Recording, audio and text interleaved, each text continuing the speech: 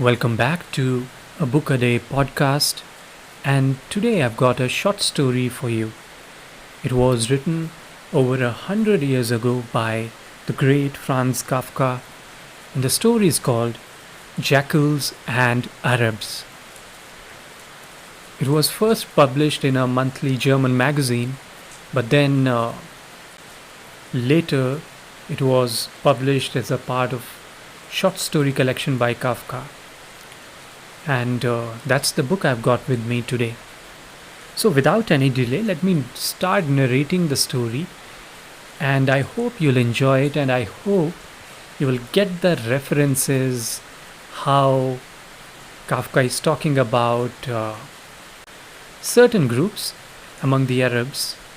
And I won't spill the beans right away, but I just hope when you hear the story, you'll get to know about it, what he's talking about. So then enjoy the story, and here we go. Jackals and Arabs by Franz Kafka. We were camping in the oasis. My companions were asleep. An Arab, tall and white, went past me. He had been tending to his camels and was going to his sleeping place. I threw myself on my back into the grass. I wanted to sleep. I couldn't. The howling of a jackal in the distance. I sat up straight again. And what had been so far away was suddenly close by. A swarming pack of jackals around me, their eyes flashing dull gold and going out, slender bodies moving in a quick, coordinated manner as if they were being controlled by a whip. One of them came from behind, pushed himself under my arm, right against me, as if it needed my warmth. Then stepped in front of me and spoke almost eye to eye with me. I am the oldest jackal for miles around. I'm happy I'm still able to welcome you here. I had already almost given up hope, for we have been waiting for you an infinitely long time. My mother waited, and her mother, and all her mothers, right back to the mother of all jackals. Believe me. That surprises me, I said, forgetting to light the pile of wood which lay ready to keep the jackals away with its smoke. I said, I'm very surprised to hear that. I've come from the high north merely by chance, and I'm in the middle of a short trip. What do you want then, jackal? As if encouraged by his conversation, which was perhaps far too friendly, they drew me their circle rather more closely around me, all panting and snarling. We know, the oldest began, that you come from the north. Our hope rests on that very point. In the north, there is a way of understanding things which one cannot find here among the Arabs. You know, from their cool arrogance, one cannot strike a spark of common sense. They kill animals to eat them, and they disregard rotting carcasses. Don't speak so loud, I said. There are Arabs sleeping close by. You really are a stranger, said the jackal. Otherwise, you would know that throughout the history of the world, a jackal has never yet feared an Arab. Should we fear them? Is it not misfortune enough that we have been cast out among such people? Maybe that could be, I said. I'm not up to judging things which are so far removed from me. It seems to be a very old conflict. It's probably in the blood, and so perhaps will only end with blood. You're very clever, said the old jackal, and they all panted even more quickly, their lungs breathing rapidly, although they were standing still. A bitter smell steamed out of their open jaws. At times I could tolerate it, only by clenching my teeth. You are very clever. What you said corresponds to our ancient doctrine. So we take their blood and the quarrel is over. Oh, I said more sharply than I intended. They'll defend themselves, they'll shoot you down in droves with their guns. You do not understand us, he said. A characteristic of human beings which has not disappeared, not even in the high north. We are not going to kill them. The Nile would not have enough water to wash us clean. The mere sight of their living bodies makes us run away immediately into clean air, into the desert, which, for that very reason, is our home. All the jackals surrounding us, and in the meantime even more, had come up from a distance, lowered their heads between the front legs, and cleaned them with their paws. It was as if they wanted to conceal an aversion which was so terrible that I would have much preferred to take a big jump and escape beyond their circle. So, what do you intend to do? I asked. I wanted to stand up, but I couldn't. Two young animals were holding me firmly from behind their jaws, biting into my jacket and shirt. I had to remain sitting. "They are holding your train," said the old jackal seriously by way of explanation, a mark of respect. "They should let me go," I cried out, turning out back and forth between the old one and the young ones. "Of course they will," said the old one, "if that's what you want. But it will take a little while, for, as is our habit, they have dug their teeth in deep and must first let their jaws open gradually. Meanwhile, listen to our request." "Your conduct has not made me particularly receptive to it," I said. "Don't make us pay for our clumsiness," he said. And now, for the first time, he brought the plaintive tone of his natural voice to his assistance. "We are poor animals. All we have is our teeth. For everything we want to do, good or bad, the only thing available to us is our teeth." "So, what do you want?" I asked, only slightly reassured. "Sir," he cried out, and all the jackals howled. To me, it sounded very remotely like a melody. "Sir, you should end the quarrel which divides the world in two. Our ancestors described a man like you as the one who will do it. We must be free of the Arabs. There we can breathe. A view of the horizon around us clear of Arabs, no cries of pain from a sheep which an Arab has knifed. And every animal should die peacefully and be left undisturbed for us to drain it empty and clean it right down to the bones. Cleanliness, that's what we want, nothing but cleanliness." Now they were all crying and sobbing. "How can you bear it in this world, you noble heart and sweet entrails? Dirt is their white, dirt is their black, their beards are horrible. Looking at the corner of their eyes makes one spit. And if they lift their arms, hell opens up in their armpits. And that's why, sir, that's why, my dear sir, with the help of all your capable hands, you must use these scissors to slit right through their throats." He jerked his head, and in response, a jackal came up carrying on its 9 tooth a small pair of sewing scissors covered with old rust. "So finally the scissors, it's time to stop," cried the Arab leader of our caravan, who had crept up on us from downwind. Now he swung his gigantic whip.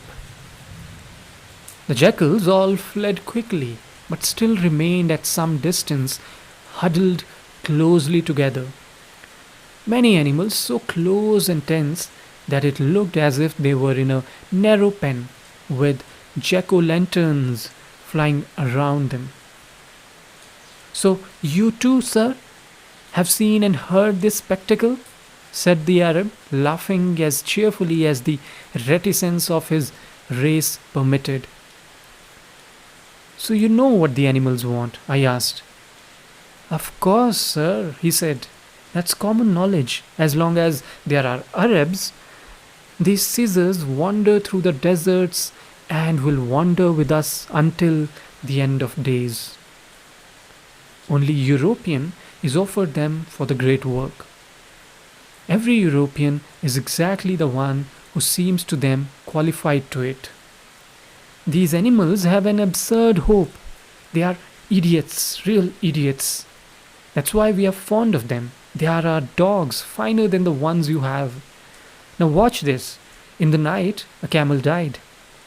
I've had it brought here. Then 4 bearers came and threw the heavy carcass right in front of us. No sooner was it lying there than the jackals raised their voices. Every one of them crept forward, its body scraping the ground as if drawn by an irresistible rope. They had forgotten the Arabs, forgotten their hatred. The presence of a powerfully stinking dead body wiped out everything and enchanted them. One of them was already hanging at the camel's throat and with its first bite had found the artery. Like a small raging pump which, with a determination matched only by its hopelessness, seeks to put out an overpowering fire. Every muscle of its body pulled and twitched in its place. Then right away all of them were lying there on the corpse in a mountainous heap, working in the same way. Then the leader cracked his sharp whip powerfully all around above them.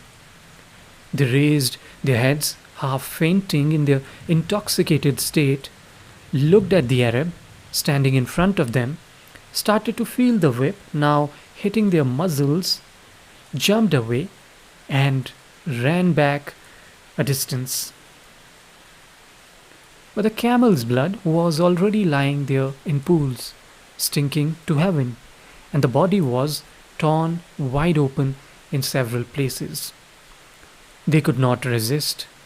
They were there again. The leader once more raised his whip. I grabbed his arm. Sir, you're right, he said. We will leave them to their calling. Besides, it's time to break camp. You have seen them, wonderful creatures, aren't they? And how they hate us. So that's the story that's translated to English by Ian Johnston. And I really hope you enjoyed it and you caught some of the references. For example, jackals and the setting in the Arabs and they're waiting for the Messiah kind of thing. It reminds you of Jews, right? And that's really the conflict between the Arabs and the Jews. And in this case, obviously, I meant non-Jewish Arabs. And there's also a mention of Europe and Europeans. And in this case, it seems like the Jews, they are seeing Europeans as the messiahs. They will help them reclaim their holy land, which is probably the premise of the Jewish state, the Zionist state, which many years later, after the story was written, many years after that, probably decades after that, it was created, known as Israel as we know it. But the conflict still continues. But the references, they are so brilliant. It touches the religious aspect of it. It touches the political aspect of it. Although Kafka later clarified that he was not a Zionist, but you could see what he was referring to. He was referring to the Zionist state, and he was referring to the insane level of conflict between the Arabs and the Jews. Once again, by Arabs in this case, I mean Muslim Arabs and the Jews that were there, and how this conflict, as it has been mentioned in the story, could go on till the end of the days.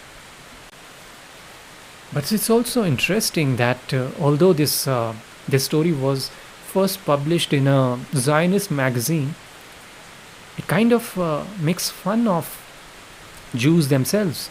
Because if you think about it, first of all, the Jews have been compared to the jackals, and it gives you a sense of some kind of parasitical animals who rely on others to provide their food. And that's the idea here. The Zionists are somehow dependent on the Western Jews or the Western societies, Western countries, and they themselves, they don't have the ability to kill for food on their own. And that in one way kind of is a suggestive of Jewish ritual practices, the kosher. But at the same time, it's also indicative of the politics behind it, how Jews were taking help of other countries to reclaim their land. So it's in a way is a caricature of this concept of chosen people who are Jews, and they seem to be intolerant of the Arab culture, and similarly, the Arab culture is also intolerant of them. So these two groups, they are after each other, and it's very hard to reconcile. And the outsider, the European or the Westerner who has come there, can only witness it, see both the sides, and just wonder about it. And that is, till this day, that is exactly what has been happening in the case of Israel, Palestine. The Western world still seems confused. On one side, you hear the arguments from the Zionist state about Israel, why it should exist, why it had the rights, it has all the right. And similarly, you also hear the arguments about Palestine. So both the Arabs and the Jews, they are claiming their land, and the listener in this case is the Western person, as the protagonist in the story is kind of indecisive, doesn't know what to say, can just listen to these both sides who cannot live with each other. And yet sometimes they do, and when they pray on certain things, they do, and in those moments they forget all about their conflicts. And so it goes. So that was Kafka's brilliant short story, Jackals and Arabs. And I hope you really enjoyed it. You enjoyed the references, you enjoyed the theme behind it, the underlying tones of the cultures clashing, religious undertones of it, and all the politics that goes behind it, that still continues to this day. There's a lot to learn here, a lot to appreciate in this story. So with that, I will take your leave. Thank you very much for listening, and do not forget to subscribe if you haven't subscribed yet. If you are a new listener, please subscribe, please like, and keep listening. I'll catch you the next time with another book and more stories. Thank you so much.